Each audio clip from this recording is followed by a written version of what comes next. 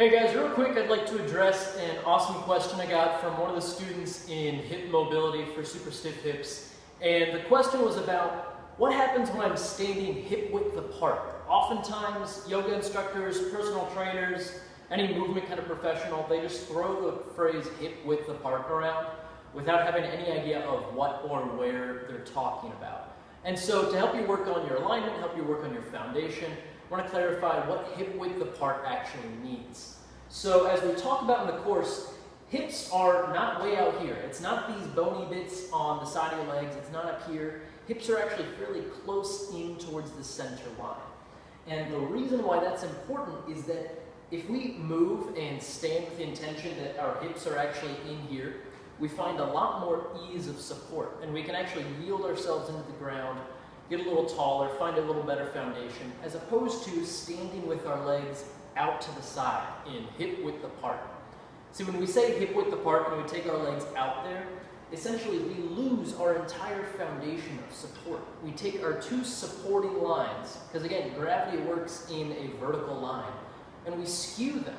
We take our feet outside from underneath where they are intended to be, basically.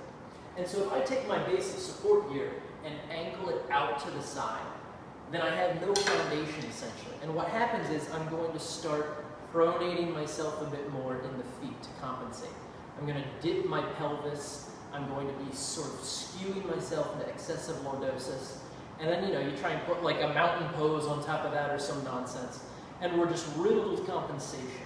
So if we want to really find hip width apart, we got to first find where the hips are. And a simple exercise you might try is bring your hands onto your hips, actually, with thumbs on that bony bit on the outside of the leg, fingers pointing inward. And what you can do from there is just start to subtly bend a leg, flexing at the hip, and you'll feel a bit of a bulge of muscle in the crease of the leg. And that bulge of muscle, that's your hip flexors working to flex your hip. Again, it's not way up there on the side. It's pretty close to the center line, and all of that beautiful flexion action happens there. So again, if someone ever tells you to step hip width apart, let me know and I'll punch them in the face for you because they're crazy. That's an absolute garbage cue if by that you mean take your feet out to the side. When we do that, we are literally crumbling our foundation and we cannot find as much power as if we stand with the feet underneath the hip joints supported in the vertical pull of gravity.